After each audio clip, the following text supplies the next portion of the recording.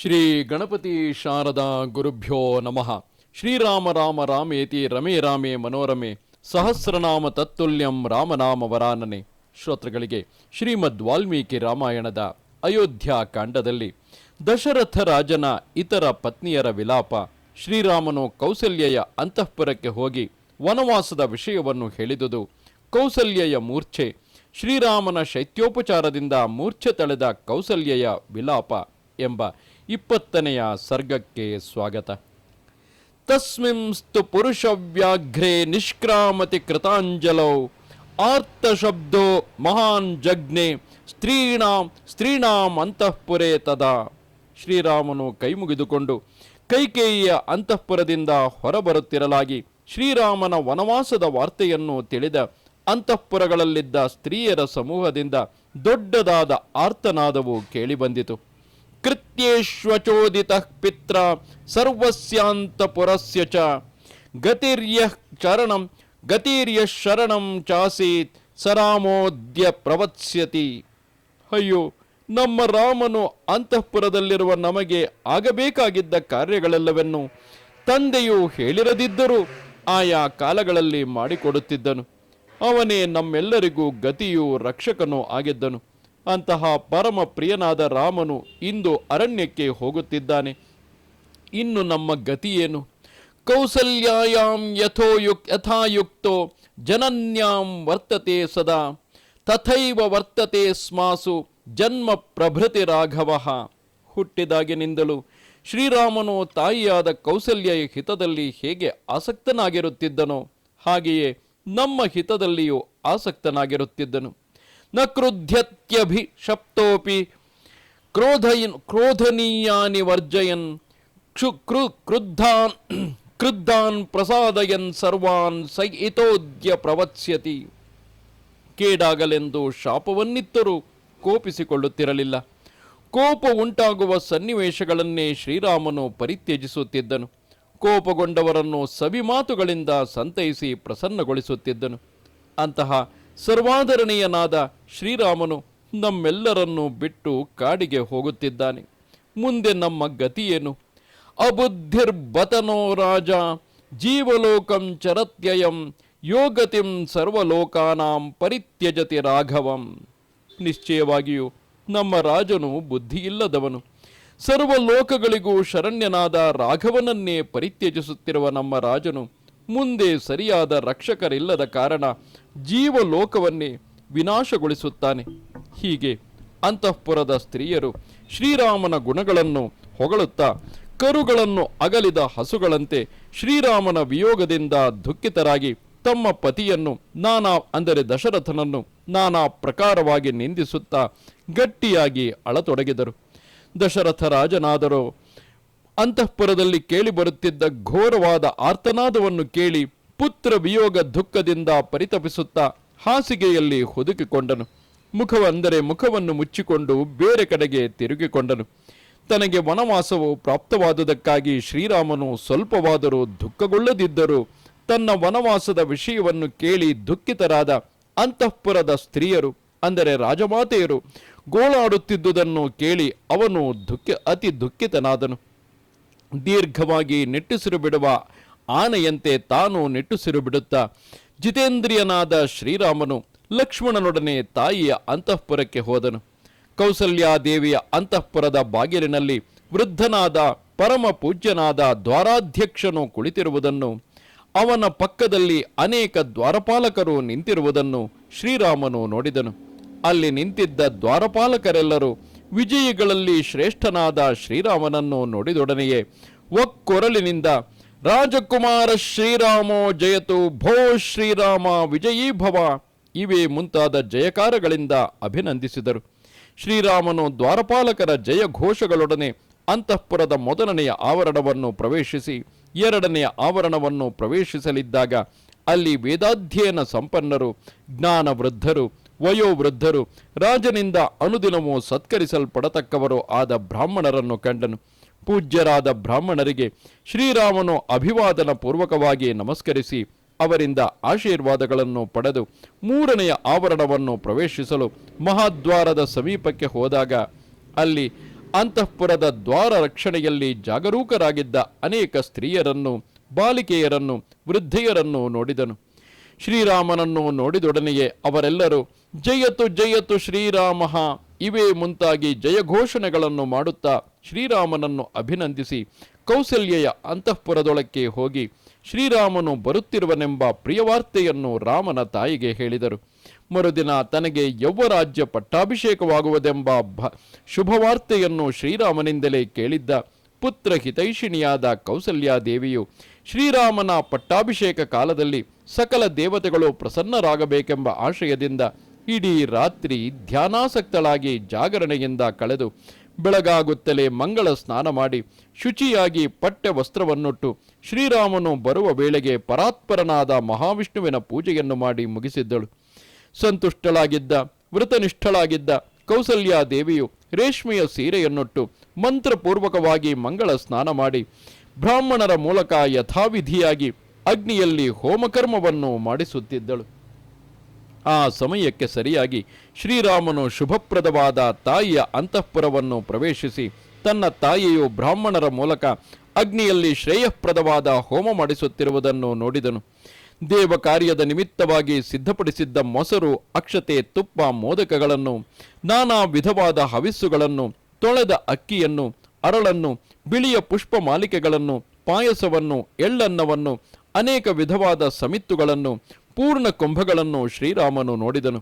ಬಿಳುಪಾದ ರೇಷ್ಮೆಯ ಸೀರೆಯನ್ನುಟ್ಟಿದ್ದ, ಮಗನ ಅಭ್ಯುದಯಕ್ಕಾಗಿ ವ್ರತೋಪವಾಸಾದಿಗಳನ್ನು ಮಾಡಿ ಕೃಶಳಾಗಿದ್ದ, ದೇವತೆಯೋಪಾದಿಯಲ್ಲಿ ಕಾಣುತ್ತಿದ್ದ ಇಷ್ಟ ದೇವತೆಯನ್ನು ಮಂತ್ರಪೂತವಾದ ಉದಕಗಳಿಂದ ತೃಪ್ತಿಗೊಳಿಸುತ್ತಿದ್ದ ತಾಯಿಯಾದ ಕೌಸಲ್ಯಾದೇವಿಯನ್ನು ಶ್ರೀರಾಮನು ನೋಡಿದನು. ಬೆಳಗಾದ ಬಹಳ ಹೊತ್ತಿನ ಮೇಲೆ ಮಾತೃನಂದನನಾದ ಪ್ರಿಯ ಪುತ್ರನಾದ ಶ್ರೀರಾಮನು ತನ್ನ ಅಂತಃಪುರಕ್ಕೆ ಬಂದುದನ್ನು ಕಂಡು ಸಂತಸಗೊಂಡ ಕೌಸಲ್ಯೆಯು ಮರಿಯನ್ನು ಕಂಡೊಡನೆ ತಾಯಿಯ ಕುದುರೆಯು ಓಡಿ ಬರುವ ರೀತಿಯಲ್ಲಿ ರಾಮನ ಬಳಿಗೆ ಧಾವಿಸಿದಳು. ತನ್ನ ಬಳಿಗೆ ಧಾವಿಸಿ ಬಂದ ತಾಯಿಗೆ ರಾಘವನು ಅಭಿವಾದನ ಪೂರ್ವಕವಾಗಿ ನಮಸ್ಕರಿಸಿದನು. ಒಡನೆಯೇ ಕೌಸಲ್ಯೆಯು ತನ್ನ ಪ್ರಿಯ ಸುತನನ್ನು 2 ಕೈಗಳಿಂದಲೂ ಹಿಡಿದೆತ್ತಿ 2 ತೋಳುಗಳಿಂದಲೂ ಬಿಗಿದಪ್ಪಿ ನೆತ್ತಿಯನ್ನು ಆಘ್ರಾಣಿಸಿದಳು. ಯಾರ ಬೆದರಿಕೆಗೂ ಜಗ್ಗದ ವೀರಪುತ್ರನಾದ ರಾಘವನಿಗೆ ಕೌಸಲ್ಯೆಯು ಪುತ್ರವಾತ್ಸಲ್ಯದಿಂದ ಚೋದಿತಳಾಗಿ ಪ್ರಿಯವೂ ಹಿತವೂ ಆದ ಈ ಮಾತನ್ನು ಹೇಳಿದಳು. ವೃದ್ಧಾನಾಂ ಧರ್ಮಶೀಲಾನಾಂ ರಾಜರ್ಷೀಣಾಂ ಮಹಾತ್ಮನಾಂ ಪ್ರಾಪ್ನುಹ್ಯಾಯುಶ್ಚ ಕೀರ್ತಿಂಚ ಧರ್ಮಂ ಚಾಪ್ಯುಚಿತಂ ಕುಲೆ. ನಿನ್ನ ಕುಲದಲ್ಲಿ ಹುಟ್ಟಿದ ಜ್ಞಾನವೃದ್ಧ, ವಯೋವೃದ್ಧರಾದ, ಧರ್ಮಶೀಲರಾದ, ಮಹಾತ್ಮರಾದ ನಿನ್ನ ಹಿಂದಿನ ರಾಜರ್ಷಿಗಳಂತೆ ಆಯುಷ್ಯವನ್ನು, ಕೀರ್ತಿಯನ್ನು, ಉಚಿತವಾದ ಧರ್ಮವನ್ನು ನೀನು ಪಡೆಯುವವನಾಗು. ಮಗು, ಈಗಲೇ ನೀನು ಸತ್ಯ ಪ್ರತಿಜ್ಞನಾದ ರಾಜನಾದ ನಿನ್ನ ತಂದೆಯನ್ನು ಕಾಣು. ಧರ್ಮಾತ್ಮನಾದ ನಿನ್ನ ತಂದೆಯು ನಿನಗೆ ಇಂದೇ ಯುವರಾಜ ಪದವಿಯಲ್ಲಿ ಪಟ್ಟಾಭಿಷೇಕವನ್ನು ಮಾಡುವನು. ಭೋಜನ ಮಾಡಿಕೊಂಡು ತಂದೆಯ ಬಳಿಗೆ ಹೋಗು ಎಂದು ಹೇಳಿ ಕೌಸಲ್ಯೆಯು ಭೋಜನಕ್ಕೆಂದು ಸಿದ್ಧಪಡಿಸಿದ ಪೀಠವನ್ನು ತಾಯಿಯ ಮಾತಿಗೆ ಗೌರವ ಕೊಡಬೇಕೆಂಬ ಆಶಯದಿಂದ ಸ್ಪರ್ಶ ಮಾಡಿ ಸ್ವಭಾವತಃ ವಿನಯಶೀಲನಾದ ಶ್ರೀರಾಮನು ಕೈ ಮುಗಿದುಕೊಂಡು ವಿನಮ್ರನಾಗಿ ಸ್ವಲ್ಪ ನಾಚಿಕೆಯಿಂದಲೇ ತಾನು ದಂಡಕಾರಣ್ಯಕ್ಕೆ ಹೊರಟಿರುವ ವಾರ್ತೆಯನ್ನು ತಾಯಿಗೆ ತಿಳಿಸಲು ಮತ್ತು ಅನುಜ್ಞೆಯನ್ನು ಕೋರಲು ಹೇಳತೊಡಗಿದನು. ದೇವಿ ನೂನಂ ನ ಜಾನೀಷೆ ಮಹದ್ಭಯಮುಪಸ್ಥಿತಂ ಇದಂ ತವ ಚ ದುಃಖಾಯ ವೈದೇಹ್ಯ ಲಕ್ಷ್ಮಣಸ್ಯ ಚ ಗಮಿಷ್ಯೆ ದಂಡಕಾರಣ್ಯಂ ಕಿಮನೇನಾಸನೇನ ಮೇ ವಿಷ್ಟರಾಸನ ಯೋಗ್ಯೋ ಹಿ ಕಾಲೋಯಂ ಮಾಮುಪಸ್ಥಿತಃ. ತಾಯೇ, ಮಹಾಭಯವು ಸನ್ನಿಹಿತವಾಗಿರುವುದು ಎಂಬುದನ್ನು ನೀನರಿಯೆ. ಇಂದಿನ ಸನ್ನಿವೇಶವು ನಿನಗೂ ಸೀತೆಗೂ ಮತ್ತು ಲಕ್ಷ್ಮಣನಿಗೂ ಅತ್ಯಂತ ದುಃಖವನ್ನು ಉಂಟು ಮಾಡುವುದಾಗಿದೆ.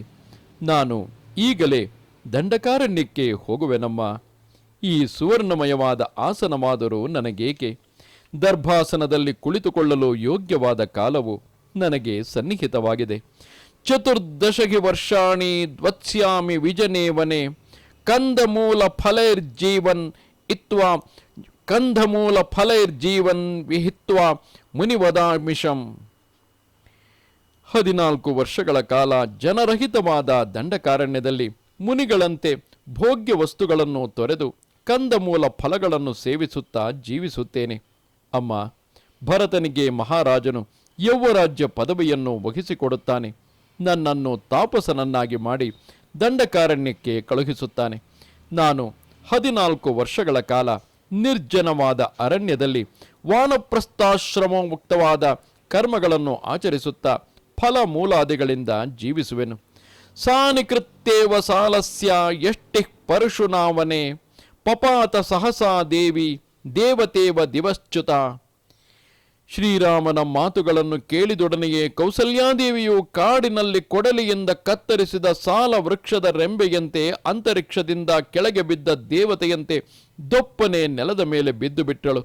ದುಃಖಕ್ಕೆ ಈಡಾಗಲು ಅನರ್ಹಳಾದ ಬುಡವನ್ನು ಕಡಿದ ಬಾಳೆಯ ಕಂದಿನಂತೆ ಕೆಳಕ್ಕೆ ಬಿದ್ದು ಮೂರ್ಛಿತಳಾದ ತಾಯಿಯನ್ನು ಶ್ರೀರಾಮನು ಒಡನೆಯೇ ಹಿಡಿದೆತ್ತಿ ಕೊಳ್ಳಿರಿಸಿದನು. ಭಾರವನ್ನು ಹೊತ್ತು ಶ್ರಮವನ್ನು ಪರಿಹರಿಸಿಕೊಳ್ಳಲು ನೆಲದ ಮೇಲೆ ಬಿದ್ದು ಹೊರಳಾಡುವ ಹೆಣ್ಣು ಕುದುರೆಯಂತೆ ಅತಿ ದೀನಳಾಗಿದ್ದ, ನೆಲದ ಧೂಳಿಯಿಂದ ಆವೃತಳಾಗಿದ್ದ ಕೌಸಲ್ಯಾದೇವಿಯನ್ನು ಶ್ರೀರಾಮನು ಮೈದಡವಿ ಸಂತೈಸಿದನು. ಶ್ರೀರಾಮನ ಪಟ್ಟಾಭಿಷೇಕವನ್ನು ನೋಡಿ ಆನಂದಿಸಲು ಅರ್ಹಳಾಗಿದ್ದ, ಅದಕ್ಕೆ ವಿರುದ್ಧವಾದ ವಾರ್ತೆಯನ್ನು ಕೇಳಿ ದುಃಖ ಪೀಡಿತಳಾದ ಕೌಸಲ್ಯಾದೇವಿಯು ಹತ್ತಿರದಲ್ಲಿ ಕುಳಿತಿದ್ದ ಪುರುಷ ವ್ಯಾಘ್ರನಾದ ಶ್ರೀರಾಮನಿಗೆ ಪಕ್ಕದಲ್ಲಿಯೇ ಇದ್ದ ಲಕ್ಷ್ಮಣನಿಗೂ ಕೇಳಿಸುವಂತೆ ಹೇಳಿದಳು. ಯದಿ ಪುತ್ರ ನ ಜಾಯೇಥ ಮಮ ಶೋಕಾಯ ರಾಘವ ನಸ್ಮ ದುಃಖ ಮತೋ ಭೂಯ ಪಶ್ಯೇಯ ಮಹಮ ಪ್ರಜಾಹ. ಮಗು, ನನಗೆ ಈ ವಿಧವಾದ ಪರಮ ದಾರುಣವಾದ ಪುತ್ರವಿಯೋಗ ದುಃಖವನ್ನು ಉಂಟು ಮಾಡಲು ನೀನು ಹುಟ್ಟದಿದ್ದರೆ ಚೆನ್ನಾಗಿತ್ತು. ಆಗ ಬಂಜೆ ಎಂಬ ಮಾನಸಿಕವಾದ ದುಃಖವೊಂದರ ಹೊರತಾಗಿ ಅದಕ್ಕಿಂತಲೂ ಮಿಗಿಲಾದ ಇಂತಹ ದುಃಖವನ್ನು ನಾನು ಅನುಭವಿಸಬೇಕಾಗಿರಲಿಲ್ಲ. ಏಕ ಏವ ಹಿ ವಂಧ್ಯಾಯಾಹ ಶೋಕೋ ಭವತಿ ಮಾನಸಃ ಅಪ್ರಜಾಸ್ಮೀತಿ ಸಂತಾಪೋ ನಹ್ಯನ್ಯ ಪುತ್ರ ವಿದ್ಯತೆ. ಬಂಜೆಯಾದವಳಿಗೆ ತನಗೆ ಮಕ್ಕಳಾಗಲಿಲ್ಲವೆಂಬ ಮಾನಸಿಕವಾದ ಒಂದು ಚಿಂತೆ ಇರುತ್ತದೆಯೇ ಹೊರತು ಬೇರೆ ಯಾವ ದುಃಖವೂ ಇರುವುದಿಲ್ಲ. ನ ದೃಷ್ಟಪೂರ್ವಂ ಕಲ್ಯಾಣಂ ಸುಖಂ ವಾ ಪತಿ ಪೌರುಷೇ ಅಪಿ ಪುತ್ರೇ ತು ಪಶ್ಯೇಯ ಮಿತಿ ರಾಮ ಸ್ಥಿತಂ ಮಯ. ಪೌರುಷವುಳ್ಳ ಪತಿ ಇದ್ದಾಗ್ಯೂ ನಾನು ಪಟ್ಟ ಮಹಿಷಿಗೆ ಉಚಿತವಾದ ಶುಭವನ್ನಾಗಲಿ ಸುಖವನ್ನಾಗಲಿ ಎಂದು ಕಂಡವಳೇ ಅಲ್ಲ. ಮಗನಿಂದಲಾದರೂ ಕಲ್ಯಾಣವನ್ನು ಸುಖವನ್ನು ಪಡೆಯಬಹುದೆಂಬ ಆಕಾಂಕ್ಷೆಯಿಂದ ನಾನು ಇದುವರೆಗೂ ಜೀವಂತಳಾಗಿರುವೆನು. ಸಾ ಬಹೂನ್ಯ ಮನೋಜ್ಞಾನಿ ವಾಕ್ಯಾನಿ ಹೃದಯಚ್ಛಿದಾಂ ಅಹಂ ಶ್ರೌಷ್ಟೆ ಸಪತ್ನೀನಾಂ ಆವರಣಾಂ ವರಾಸತಿ. ನಾನು ರಾಜನ ಎಲ್ಲ ಪತ್ನಿಯರಿಗಿಂತಲೂ ಹಿರಿಯಳು ಎಂಬುದೇನೋ ನಿಜ. ಆದರೆ ಮಾತಿನಿಂದಲೇ ನನ್ನ ಹೃದಯವನ್ನು ಸೀಳಿಬಿಡುವ ನನಗಿಂತಲೂ ಚಿಕ್ಕವರಾದ ಸವತಿಯರ ಕೇಳಬಾರದ ಮಾತುಗಳೆಲ್ಲವನ್ನು ನಾನು ಅನುದಿನವೂ ಕೇಳುತ್ತಲೇ ಇದ್ದೇನೆ. ಅಥೋ ದುಃಖತರಂ ಕಿನ್ನು ಪ್ರಮದಾನಾಂ ಭವಿಷ್ಯತಿ ಮಮ ಶೋಕೋ ವಿಲಾಪಶ್ಚ ಯಾದೃಶೋ ಯಮನಂತಕಃ. ಸವತಿಯರಿಂದ ಕೆಟ್ಟ ಮಾತುಗಳನ್ನು ಕೇಳುವುದಕ್ಕಿಂತಲೂ ದುಃಖಕರವಾದುದು ಹೆಂಗಸರಿಗೆ ಬೇರೆ ಯಾವುದಿದೆ? ನಿಶ್ಚಯವಾಗಿ ಹೇಳುವುದಾದರೆ ಮಗು, ನನ್ನ ದುಃಖ ಶೋಕಗಳ ಪಾರವೆಷ್ಟು ಎಂಬುದನ್ನು ಹೇಳತೀರದಾಗಿದೆ. ಅದು ಅನಂತವಾದುದು. ನೀನು ನನ್ನ ಬಳಿಯಲ್ಲಿ ಇರುವಾಗಲೇ ನನ್ನನ್ನು ಸವತಿಯರು ತಿರಸ್ಕಾರ ಭಾವದಿಂದ ಕಾಣುತ್ತಿದ್ದಾರೆ. ನೀನು ಇಲ್ಲಿಂದ ಹೊರಟು ಹೋದೆಯಾದರೆ ನನ್ನ ಪಾಡೇನಾಗುವುದು ಎಂಬುದನ್ನು ಹೇಳಬೇಕಾಗಿಯೇ ಇಲ್ಲ. ಧ್ರುವಂ ಮರಣಮೇವಮೇ, ನನಗೆ ಮರಣವೇ ನಿಶ್ಚಯ.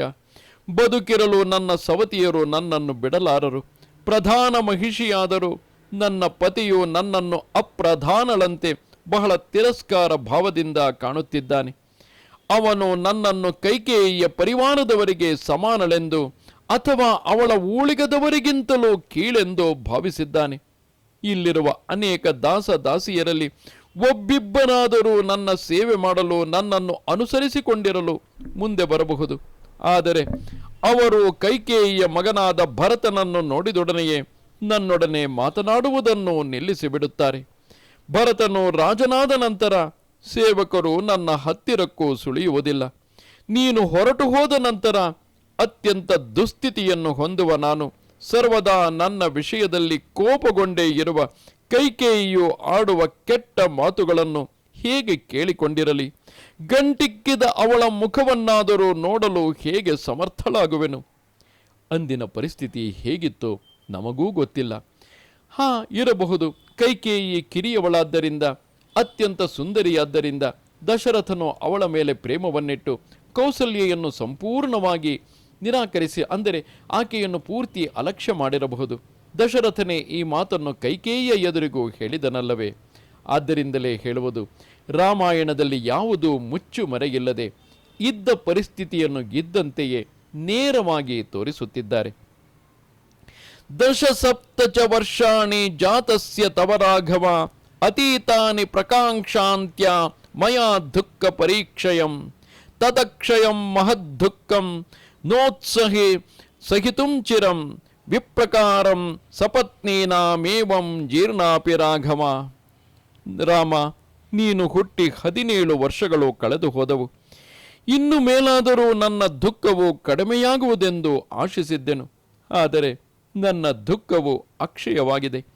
ಈ ದುಃಖವನ್ನು ಬಹಳ ಕಾಲದವರೆಗೆ ಸಹಿಸಿಕೊಂಡಿರಲು ನನಗೆ ಸಾಧ್ಯವಿಲ್ಲ.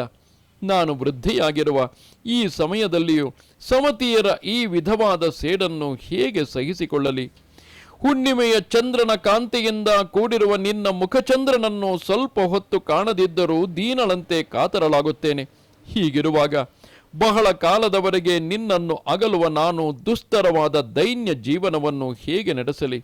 ಉಪವಾಸ, ದೇವತಾ ಧ್ಯಾನ, ನಾನಾ ವಿಧವಾದ ಪರಿಶ್ರಮ ಪೂರ್ಣವಾದ ವ್ರತ ನಿಯಮಾದಿಗಳು ಇವೆಲ್ಲವನ್ನೂ ಮಾಡಿ ಬಹಳ ಕಷ್ಟದಿಂದ ನಿರ್ಭಾಗ್ಯಳಾದ ನಾನು ನಿನ್ನನ್ನು ಬೆಳೆಸಿದೆನು. ಆದರೆ ಇಂದು ನಾನು ಮಾಡಿದ ವ್ರತಾದಿಗಳೆಲ್ಲವೂ ನಿರರ್ಥಕವಾದವು. ನಿನಗೆ ಶ್ರೇಯಸ್ಸಾಗುವುದಕ್ಕೆ ಬದಲಾಗಿ ಅರಣ್ಯವಾಸವು ಪ್ರಾಪ್ತವಾಯಿತು.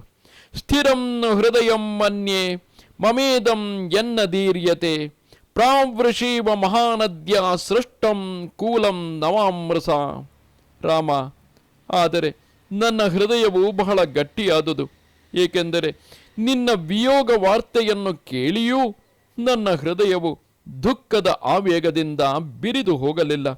ವರ್ಷ ಋತುವಿನಲ್ಲಿ ಮಹಾನದಿಯ ವೇಗವಾದ ಪ್ರವಾಹವು ತೀರಗಳನ್ನು ಕೊರೆದು ಹಾಕುವಂತೆ ನಿನ್ನ ವಿಯೋಗವೆಂಬ ದುಃಖದ ಮಹಾಪ್ರವಾಹವು ನನ್ನ ಹೃದಯವನ್ನು ಕೊರೆದು ವಿನಾಶಗೊಳಿಸಲು ಸಮರ್ಥವಾಗಲಿಲ್ಲ.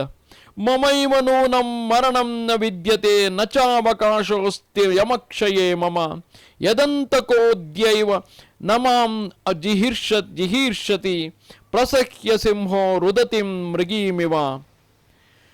ಚೀತ್ಕಾರ ಮಾಡುತ್ತಿರುವ ಹೆಣ್ಣು ಜಿಂಕೆಯನ್ನು ಸಿಂಹವು ಬಲಾತ್ಕಾರದಿಂದ ಸೆಳೆದುಕೊಂಡು ಹೋಗುವಂತೆ ಬಹಳ ದುಃಖಿತೆಯಾಗಿರುವ ನನ್ನನ್ನು ಮೃತ್ಯುವು ಈಗಲೇ ಸೆಳೆದುಕೊಂಡು ಹೋಗದಿರುವುದನ್ನು ನೋಡಿದರೆ ನನಗೆ ನಿಶ್ಚಯವಾಗಿಯೂ ಮರಣವೇ ಇಲ್ಲ.